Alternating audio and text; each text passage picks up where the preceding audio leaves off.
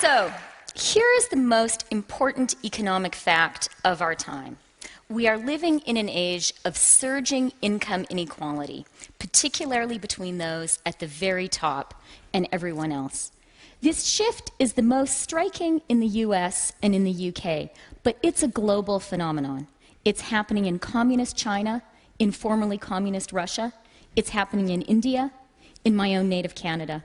We're even seeing it in cozy social democracies like Sweden, Finland, and Germany. Let me give you a few numbers to place what's happening. In the 1970s, the 1% accounted for about 10% of the national income in the United States. Today, their share has more than doubled to above 20%. But what's even more striking is what's happening at the very tippy top of the income distribution. The 0.1% in the US today account for more than 8% of the national income. They are where the 1% was 30 years ago. Let me give you another number to put that in perspective. And this is a figure that was calculated in 2005 by Robert Reich, the Secretary of Labor in the Clinton administration. Reich took the wealth of two admittedly very rich men, Bill Gates and Warren Buffett, and he found that it was equivalent to the wealth of the bottom 40% of the US population, 120 million people. Now, as it happens, Warren Buffett is not only himself a plutocrat, he is one of the most astute observers of that phenomenon, and he has his own favorite number. Buffett likes to point out that in 1992, the combined wealth of the people on the Forbes 400 list, and this is the list of the 400 richest Americans, was $300 billion. Just think about it. You didn't even need to be a billionaire to get on that list in 1992. Well, today, that figure has more than quintupled to 1.7 trillion. And I probably don't need to tell you that we haven't seen anything similar happen to the middle class, whose wealth has stagnated, if not actually decreased. So we're living in the age of the global plutocracy, but we've been slow to notice it. One of the reasons, I think, is a sort of boiled frog phenomenon. Changes which are slow and gradual can be hard to notice, even if their ultimate impact is quite dramatic. Think about what happened, after all, to the poor frog. But I think there's something else going on. Talking about income inequality, even if you're not on the Forbes 400 list, can make us feel uncomfortable. It feels less positive, less optimistic to talk about how the pie is sliced than to think about how to make the pie bigger. And if you do happen to be on the Forbes 400 list, talking about income distribution, and inevitably its cousin, income redistribution, can be downright threatening. So we're living in the age of surging income inequality, especially at the top. What's driving it, and what can we do about it? One set of causes is political. Lower taxes, deregulation, particularly of financial services, privatization, weaker legal protections for trade unions. All of these have contributed to more and more income going to the very, very top.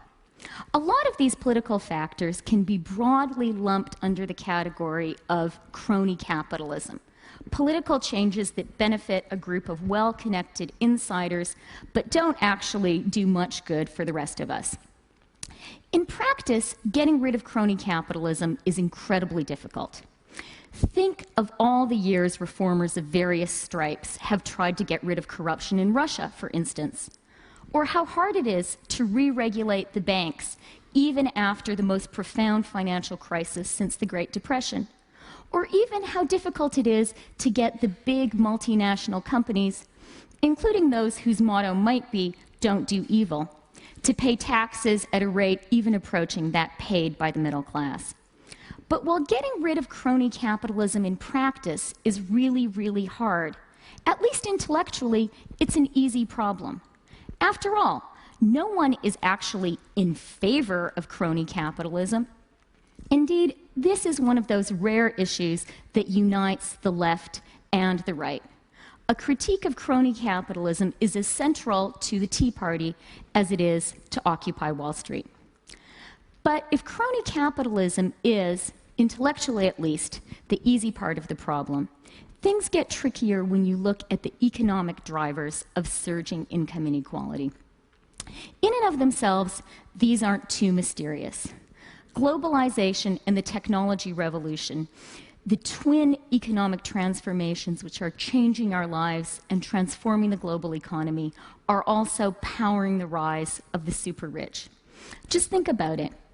For the first time in history, if you are an energetic entrepreneur with a brilliant new idea or a fantastic new product, you have almost instant, almost frictionless access to a global market of more than 1 billion people. As a result, if you are very, very smart and very, very lucky, you can get very, very rich very, very quickly. The latest poster boy for this phenomenon is David Karp.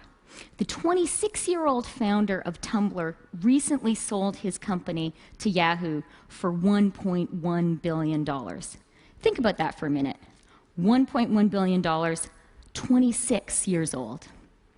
It's easiest to see how the technology revolution and globalization are creating this sort of superstar effect in highly visible fields, like sports and entertainment. We can all watch how a fantastic athlete or a fantastic performer can today leverage his or her skills across the global economy as never before. But today, that superstar effect is happening across the entire economy. We have superstar technologists, we have superstar bankers, we have superstar lawyers and superstar architects. There are superstar cooks and superstar farmers.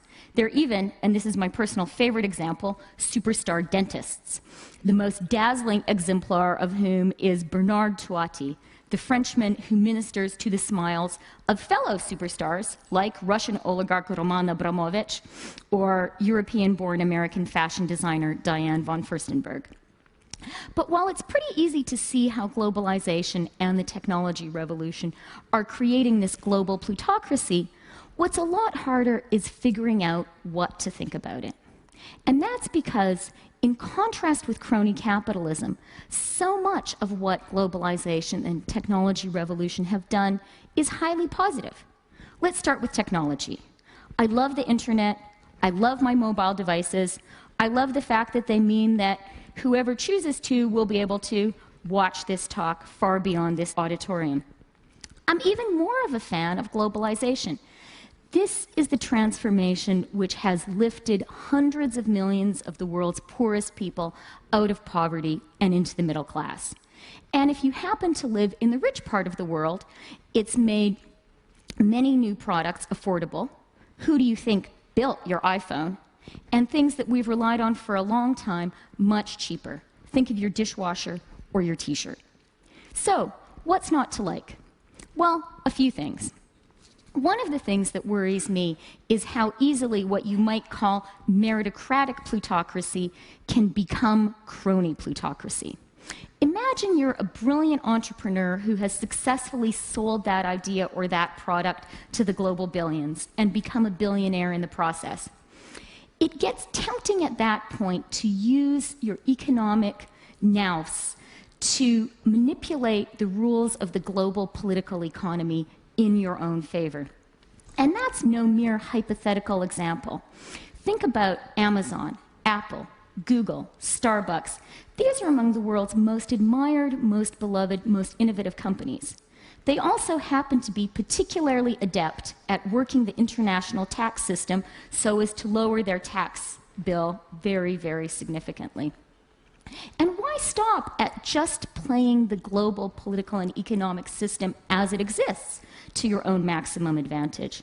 Once you have the tremendous economic power that we're seeing at the very, very top of the income distribution and the political power that inevitably entails, it becomes tempting as well to start trying to change the rules of the game in your own favor. Again, this is no mere hypothetical. It's what the Russian oligarchs did in creating the sale of the century privatization of Russia's natural resources. It's one way of describing what happened with deregulation of the financial services in the US and the UK. A second thing that worries me is how easily meritocratic plutocracy can become aristocracy. One way of describing the plutocrats is as alpha geeks, and they are people who are acutely aware of how important highly sophisticated analytical and quantitative skills are in today's economy. That's why they are spending unprecedented time and resources educating their own children. The middle class is spending more on schooling too, but in the global educational arms race that starts at nursery school and ends at Harvard, Stanford, or MIT, the 99% is increasingly outgunned by the 1%. The result is something that economists Alan Kruger and Miles Korak call the Great Gatsby curve. As income inequality increases, social mobility decreases. The plutocracy may be a meritocracy, but increasingly you have to be born on the top rung of the ladder to even take part in that race. The third thing, and this is what worries me the most, is the extent to which those same largely positive forces which are driving the rise of the global plutocracy also happen to be hollowing out the middle class in Western industrialized economies. Let's start with technology. Those same forces that are creating billionaires are also devouring many traditional middle-class jobs. When's the last time you used a travel agent? And in contrast with the Industrial Revolution, the titans of our new economy aren't creating that many new jobs. At its zenith, GM employed hundreds of thousands. Facebook, fewer than 10,000. The same is true of globalization. For all that it is raising hundreds of millions of people out of poverty in the emerging markets, it's also outsourcing a lot of jobs from the developed Western economies. The terrifying reality is that there is no economic rule which automatically translates increased economic growth into widely shared prosperity.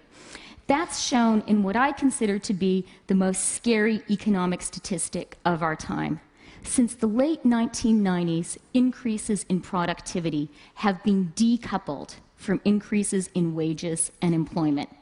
That means that our countries are getting richer, our companies are getting more efficient, but we're not creating more jobs, and we're not paying people as a whole more. One scary conclusion you could draw from all of this is to worry about structural unemployment. What worries me more is a different nightmare scenario. After all, in a totally free labor market, we could find jobs for pretty much everyone. The dystopia that worries me is a universe in which a few geniuses invent Google and its ilk, and the rest of us are employed giving them massages. So when I get really depressed about all of this, I comfort myself in thinking about the Industrial Revolution. After all, for all its grim, satanic mills, it worked out pretty well, didn't it? After all of us here are richer, healthier, taller, well, there are a few exceptions, and live longer than our ancestors in the early 19th century.